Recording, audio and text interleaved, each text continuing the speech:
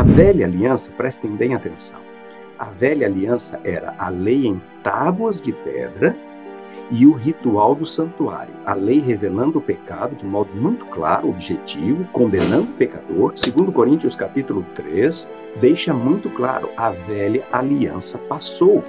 Por quê? Porque Jesus veio. O que passou no Sinai é a tábua de pedra. Ali fala que a aliança, a velha aliança passou. A velha aliança. Agora, nós precisamos entender o que é a velha aliança. Deus sempre, aliança, vamos começar por aqui. Aliança é um acordo, é um contrato, por assim dizer. Quando duas pessoas se casam, eles fazem uma aliança, eles fazem um contrato, um acordo. Deus procurou pelo ser humano. O ser humano, depois de haver caído em pecado, Deus falou, eu estou disposto a trazê-los de volta, a salvá-los. Eu quero entrar num acordo com vocês. Esse acordo, imaginem só, Deus fala assim, eu vou fazer tudo o que vocês precisam, eu vou fazer tudo o que for necessário para salvá-los, eu vou abençoá-los, a única coisa que eu quero é que vocês respondam de maneira positiva. Só isto. Mas eu vou arcar com todo o custo. Eu apenas quero que vocês respondam de modo positivo, que vocês sejam fiéis a mim. Nada mais do que isto. Então, este método, este acordo, esta aliança que Deus fez com o ser humano, ele fez já no Jardim do Éden, após a queda de Adão e Eva, Gênesis capítulo 3, versículo 15, ele já enunciou o princípio da salvação. Ele renovou esta aliança com Noé, ele renovou esta aliança com Abraão, renovou esta aliança com o povo de Israel. Deus sempre teve um único método, um único meio de salvação. Esta é a aliança eterna. Hebreus capítulo 13, versículo 20, se não me falha a memória, fala o sangue da aliança eterna. Apocalipse fala que Jesus é o Cordeiro que foi morto desde a fundação do mundo, no plano de Deus. Então, Deus sempre teve na sua mente este plano elaborado, previamente elaborado, de salvar o ser humano. Quando nós falamos em salvação, nós pressupomos pecado, nós temos que entender a realidade de pecado, certo? Deus salva porque existe pecado, porque o ser humano pecou, porque o ser humano se extraviou. E esta realidade de pecado, deixa eu colocar da seguinte forma. Quando o povo de Israel deixou o Egito, eu já mencionei isso, eles haviam perdido quase que completamente sua noção de um verdadeiro Deus, do certo e do errado, da santidade de Deus. Deus precisou alcançá-los onde eles estavam. Foi naquele momento que Deus estabeleceu a chamada velha aliança. Foi naquele momento que Deus colocou sua lei ou seus mandamentos em tábuas de pedra. Agora, é importante verificar que a lei de Deus sempre existiu porque Deus é eterno. A lei é uma expressão do caráter de Deus.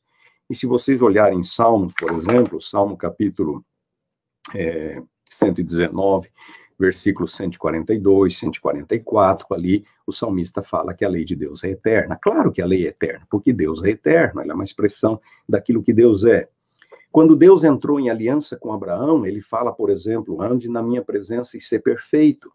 Quer dizer, respeite os meus padrões éticos. E Deus repete isto, capítulo 17, versículo 1, versículo 9. No capítulo 26, versículo 5, Moisés que escreve, ele diz que Abraão obedeceu a minha palavra, guardou os meus estatutos, os meus preceitos, as minhas leis. A lei de Deus sempre existiu e seu povo tinha conhecimento desta lei. Mas esse conhecimento se perdeu. E, portanto, quando chega no Monte Sinai, Deus precisou ilustrar os princípios morais de seu governo, do universo, do seu caráter. Então, Deus colocou sua lei em forma escrita, em tábuas de pedra, linguagem forte, negativa.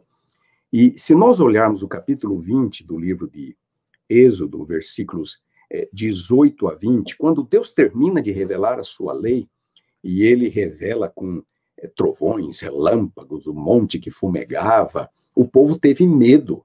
Quando eles perceberam quão santo é Deus, o povo teve medo. Eles falaram para Moisés: Moisés, por favor, fale você conosco, não Deus, senão nós vamos morrer. Deus é santo demais. E aí Moisés fala assim: não se preocupem, Deus não veio para destruí-los, Deus quer testá-los. Deus quer que vocês o temam. Deus quer que o temor dele exista entre vocês. Lembrem-se, eu falei que o povo havia perdido a noção do verdadeiro Deus, do certo e do errado. Então, Deus colocou sua lei em tábuas de pedra, e aí ele colocou, então, ele estabeleceu o que nós chamamos de velha aliança. A lei em tábuas de pedra, revelando o pecado de modo muito claro, muito objetivo, e parte da velha aliança era o ritual do santuário, que mostrava como que a salvação seria alcançada. Então, a lei revela o pecado, a lei revela que o pecador é pecador, que ele está perdido, o salário do pecado é a morte, a lei revela que a lei o condena, e o santuário mostra o remédio, a solução. A velha aliança, prestem bem atenção, a velha aliança era a lei em tábuas de pedra e o ritual do santuário. A lei revelando o pecado de modo muito claro, objetivo, condenando o pecador, e o ritual do santuário mostrando qual seria a solução. Esta é a velha aliança. E foi isso que passou. Claro, 2 Coríntios capítulo 3 deixa muito claro, a velha aliança passou. Por quê? Porque Jesus veio. Então, tudo aquilo que era ilustrativo, que era didático, pedagógico, visível, o povo de Israel podia ver, ouvir, tocar com relação ao plano da salvação, se cumpriu em Cristo Jesus. Portanto, a velha aliança passou. Agora eu pergunto, a lei dos 10 mandamentos passou? O que passou é a lei em tábuas de pedra. Não são os princípios da lei. Eu já disse, os princípios da lei não passam, porque eles refletem o caráter de Deus. Deus é santo, ele é o que é. Eu sou. Deus não muda. Portanto, os princípios do seu caráter, os parâmetros morais de seu governo não mudam. O que passou no Sinai é a tábua de pedra. E agora eu quero que você, nós não abrimos a Bíblia, poderíamos abrir a Bíblia, eu quero que você abra a Bíblia comigo em Hebreus capítulo 8. Hebreus capítulo 8, versículos 8 a 12. Vamos começar a leitura no versículo 7, onde nós lemos o seguinte: porque se aquela primeira aliança tivesse sido sem defeito, de maneira nenhuma estaria sendo buscado lugar para uma segunda aliança. Essa segunda aliança é a nova aliança. É a aliança eterna. Hebreus capítulo 13, versículo 20, vai dizer que esta nova aliança é a aliança eterna. A velha aliança era apenas uma ilustração visível, palpável da eterna aliança. Então, o que o autor aqui está dizendo é que aquela velha aliança, ela era limitada, porque ela era apenas o símbolo. E ela dá lugar àquilo que é mais perfeito, mais completo, a realidade. Versículo 8, Hebreus capítulo 8, versículo 8. E de fato, repreendendo-os, diz: eis, aí vem dias, diz o Senhor, e firmaria uma nova aliança com a casa de Israel e com a casa de Judá, não segundo a aliança que eu fiz com seus pais, no dia em que os tomei pela mão, para os conduzir até fora da terra do Egito. Pois eles não continuaram na minha aliança, e eu não atentei para eles, diz o Senhor. E agora notem, versículos 10 a 12. Porque esta é a aliança que firmarei com a casa de Israel depois daqueles dias, diz o Senhor. Na sua mente imprimirei as minhas leis, também sobre o seu coração as inscreverei. Eu serei o seu Deus, eles serão o meu povo. Então, o que sai são as tábuas de pedra, não é a lei. A lei muda de lugar, ela sai das tábuas de pedra e vem para o coração. Por quê? Porque se aquilo que a velha aliança apontava, tipificava, ilustrava, se aquilo se cumpriu em Cristo Jesus, então o pecado, a lei agora, ela não precisa mais me condenar, se eu aceitei a Jesus como meu Salvador, e o ritual do santuário perde o seu lugar porque Jesus já o cumpriu, morrendo na cruz. Então, a lei agora passa para o coração do crente. E ele vai viver como um filho de Deus. Eu disse, qual era a parte humana na aliança? É ser fiel a Deus, é aceitar e ser fiel a Deus. A lei de Deus é inscrita no coração. Então, prestem bem atenção. 2 Coríntios capítulo 3 não fala que a lei foi abolida, fala que a aliança, a velha aliança passou. Sim, passou. Porque ela foi um símbolo apenas da nova, da eterna aliança. E aquela lei em tábuas de pedra que o povo de Israel podia ver, tocar, em tese, não é, em termos, era uma ilustração visível, palpável, o ritual do santuário, isto passa. E agora a lei, então, é inscrita no coração. E agora a obediência parte de dentro. Notem o versículo 11. Não ensinará jamais, Hebreus 8, versículo 11, não ensinará jamais cada um ao seu próximo, nem cada um ao seu irmão, dizendo, conhece ao Senhor, porque todos me conhecerão. Agora, não preciso mais de uma lei em tábuas de pedra para me chicotear, para me condenar, para revelar o meu pecado, porque eu agora sou um filho de Deus. A lei é inscrita no meu coração, eu conheço a Deus e eu vou ser fiel ao meu Deus, ao meu Criador, ao meu Redentor, e eu vou viver uma vida de fidelidade. Todos me conhecerão, desde o menor até o maior, pois para com as suas iniquidades usarei de misericórdia e dos seus pecados jamais me lembrarei. Queridos, é esta a realidade que Deus quer nos conduzir, em que a sua lei sai, sim, das tábuas de pedra, mas vem para o coração. E agora, a obediência vem de dentro, ela é operada pelo poder do Espírito, uma resposta de fé e gratidão.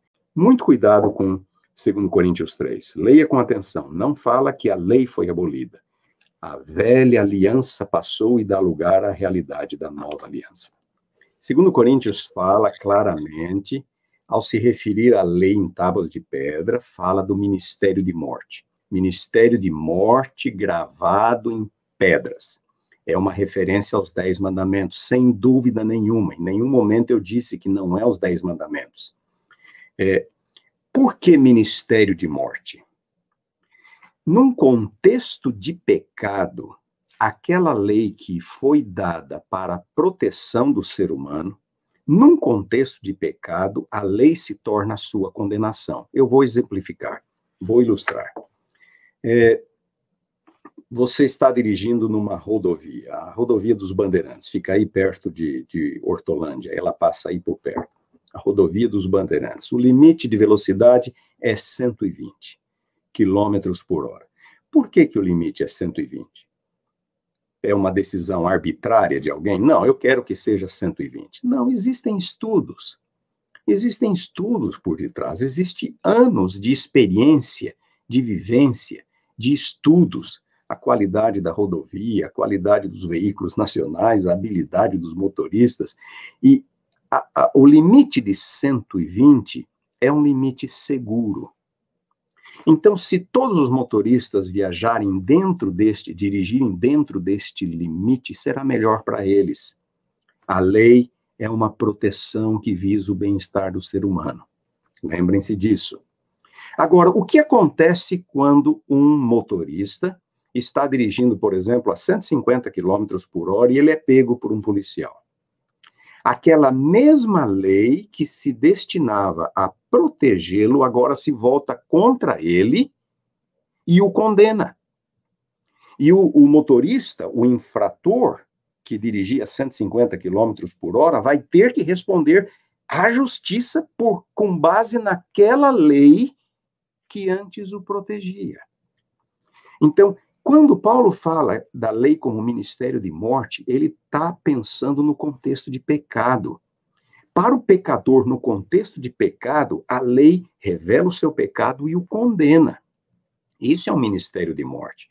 E a lei gravada em tábuas de pedra, não faça isso, não faça aquilo, é um modo muito fácil estabelecido por Deus para revelar o pecado e condenar o pecador. Para em seguida, no ritual do santuário, ele ter, então, o remédio, a solução. Sim, ministério de morte gravado com letras em pedra é uma referência à lei dos 10 mandamentos. Agora, se a lei, e agora eu posso introduzir Gálatas capítulo 3, a lei serviu de aio. A lei serviu a palavra grega ali é paidagogos, traduzida na Almeida como aio, ela pode ser traduzida também por tutor, disciplinador.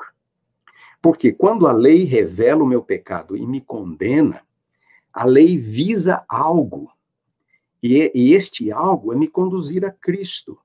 Então é nesse sentido que Paulo fala em Gálatas capítulo 3, que a lei me conduziu a Cristo. E, portanto, eu não estou mais subordinado ao aio, que é a lei. Ou seja, eu não estou mais sob a condenação da lei. A partir do momento que a lei revela o meu pecado, me condena e me faz sentir a necessidade de um Salvador, a partir do momento que eu vou a Cristo em busca de salvação, por que eu continuo sob a condenação da lei? Lembrem-se, quando Paulo usa a expressão sob a lei, ele quer dizer sob a condenação da lei. É o ministério de morte, gravado em letras, em pedra, mencionado em 2 Coríntios capítulo 3, versículo 7. Sob a lei, sob a condenação da lei. Então, a lei revelou o meu pecado, me condenou para me conduzir a Cristo. Gálatas capítulo 3, 24 a 25. E quando eu estou em Cristo agora, eu não estou mais sob a condenação da lei. A lei não me condena mais. Onde é que está a lei? A lei está no meu coração. A lei sai das tábuas de pedra. Ela deixa de exercer aquele ministério de morte que era típico da velha aliança. E agora, na nova aliança, a lei é inscrita no meu coração. E a obediência flui de dentro. Por quê? Porque eu agora sou salvo em Cristo Jesus. Sou um filho de Deus, sou fiel a Deus. Vou viver de acordo com a vontade de Deus. Nós precisamos ter cuidado e entender as coisas dentro de uma perspectiva um pouco mais ampla, um pouco mais completa. Pense na lei num contexto de pecado. A lei, num contexto de pecado, o que ela faz? Eu já disse, ela revela o pecado e condena o pecador. Tá certo? Paulo fala no capítulo 6 de Romanos exatamente isto, que nós agora estamos livres. Nós morremos para o pecado quando nós nos identificamos com Cristo, que morreu por nós. Quando aceitamos o seu sacrifício, então nós morremos.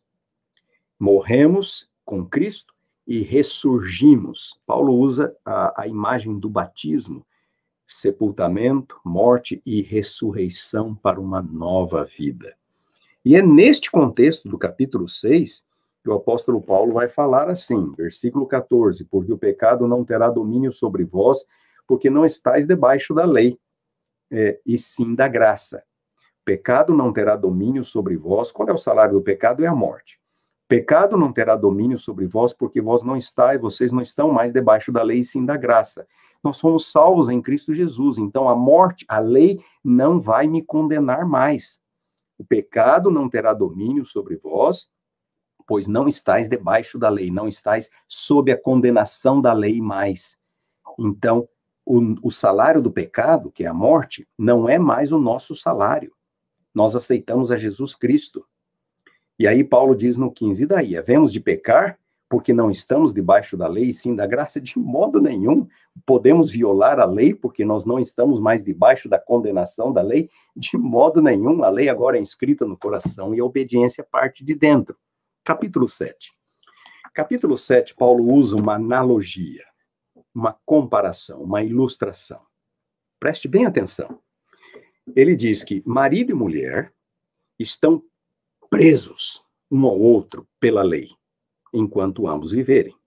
Se um morre, se o marido morre, a mulher está livre para se casar de novo. Tá certo?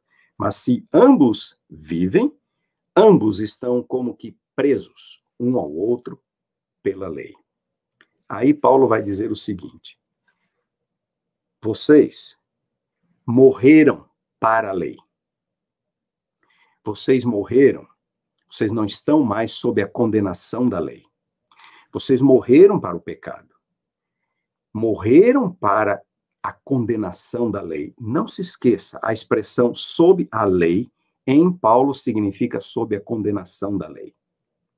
Então, quando nós passamos pela experiência do capítulo 6, que é a morte com Cristo e a ressurreição para uma nova vida, nós morremos para a lei. Morremos para a condenação da lei. A lei não nos condena mais, porque nós aceitamos o sacrifício de Jesus. Jesus morreu em nosso lugar. Então, a lei não nos condena mais. E aí Paulo fala assim: portanto, assim como se o marido morre, a esposa está livre para se casar novamente, aquele que morre para a lei, na sua experiência, morrer para a condenação da lei, a morte que Cristo morreu, ele aceita pela fé, ele morre com Cristo. Agora, ele também está livre para se unir a outro, e este outro é Jesus. A comparação de Paulo. Versículo 4. Assim, meus irmãos, também vós morrestes para a lei, por meio do corpo de Cristo, a morte de Cristo, é Cristo que morreu, para pertencerdes a outro, a saber, aquele que ressuscitou dentre os mortos, a fim de que frutifiquemos para Deus. Porque quando vivíamos segundo a carne, preste atenção, Paulo está pressupondo uma realidade de pecado, em que a lei revela o pecado e condena o pecador. Quando vivíamos segundo a carne, as paixões pecaminosas postas em realce pela lei, a lei revela o pecado, operavam em nossos membros a fim de frutificarem para a morte. Por quê? Porque a lei revela, e ao revelar ela condena. Lembra-se da ilustração do limite de velocidade? A lei revela e condena. Agora, libertados da lei, libertados da condenação da lei, estamos mortos para aquilo a que estávamos sujeitos. A que é que nós estávamos sujeitos? Nós estávamos sujeitos à pena da lei, que é a morte. Nós estávamos sob a condenação da lei. É o ministério da morte, gravado em letras, em tábuas de pedra. Estamos mortos para aquilo que estávamos sujeitos, de modo que servimos em novidade de espírito, não na caducidade da letra. Agora, a obediência é um princípio vivo, parte de dentro. Somos filhos de Deus, vamos viver em harmonia com a vontade de Deus. Nossa vida será pautada pela vontade de Deus. Lembre-se, na nova aliança, a lei não desaparece, ela é inscrita no coração humano. Hebreus capítulo 8, versículos 8 a 12. Quero alguns textos de Paulo, eu já mencionei Romanos 6, 14 e 15, porque o pecado não terá domínio sobre vós, o pecado não mais vai condená-los, porque vocês não estão mais debaixo da lei, não estão mais debaixo da condenação da lei, vocês estão agora sob a graça, estão salvos em Cristo, portanto o pecado não vai mais exigir a morte. E daí? Versículo 15. Havemos de pecar porque não estamos debaixo da lei, e sim da graça? De modo nenhum. E o que é pecado? Pecado é violação da lei, é violação da expressão dos princípios morais de Deus. Nesse mesmo capítulo 7, o apóstolo Paulo vai dizer no versículo 7 em diante: que diremos, pois? É a lei pecado? Não, não é a lei pecado. Mas eu não teria conhecido o pecado senão por intermédio da lei. A lei, não há nada de errado com a lei. É a lei que revela o pecado. O problema é que, se eu sou pecador, ao a lei revelar o pecado, ela vai me condenar. Então, o problema não é a lei, o problema é o pecado. Então, que diremos, pois? É a lei pecado? Não, de modo nenhum, diz Paulo. Mas eu não teria conhecido o pecado senão por intermédio da lei. Pois eu não teria conhecido a cobiça se a lei não dissera, não cobiçarás. Agora preste atenção, versículo 8. Mas o pecado, tomando ocasião pelo mandamento, despertou em mim toda sorte de concupiscência, porque sem lei está morto o pecado, é claro. A lei revela o pecado. Se não há lei, não há pecado. Quando que pisar na grama é errado? Pisar na grama é errado quando existe uma plaquinha. Não pise na grama. Você está atravessando um jardim, pisando na grama, de repente você vê uma plaquinha. Não pise na grama. Naquele momento você se sente culpado e condenado. É uma ilustração muito simples, mas para fazê-lo entender. O problema não é a lei. O problema é o pecado. A lei, note o que Paulo vai dizer logo embaixo. A lei é pura, é santa, é justa e boa. O problema é o pecado. Então,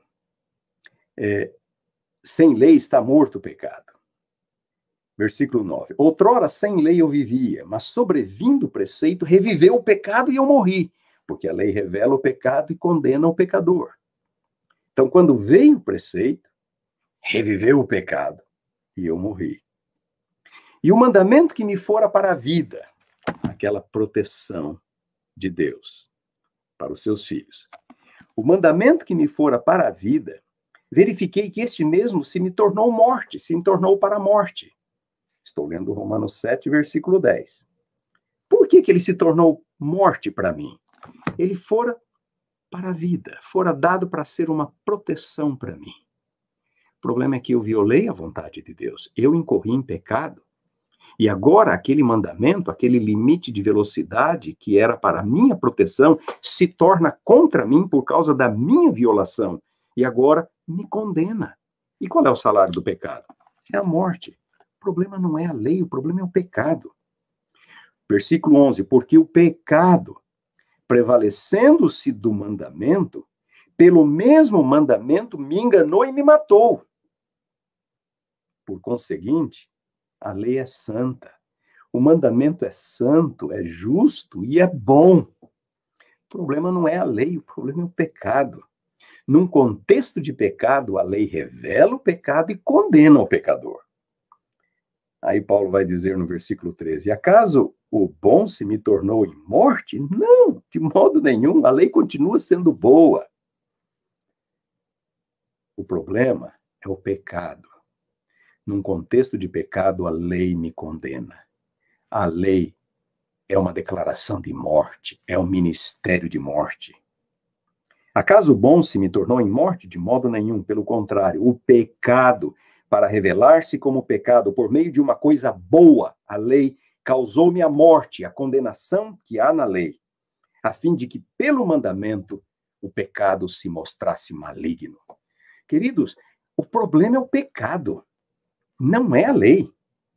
Porque bem sabemos, diz Paulo no 14, que a lei é espiritual, eu, todavia, sou carnal, vendido à escravidão do pecado. O problema não é a lei é santa, é pura, é boa, foi dada para proteção, mas vindo o pecado, a lei se volta contra mim, porque ela me condena. E aí Cristo me resgata da condenação da lei. Eu não estou mais sob a condenação da lei.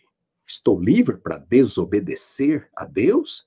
Estou livre para violar a lei de Deus? Que pensamento! De modo nenhum, diz Paulo em Romanos capítulo 6, versículo 15.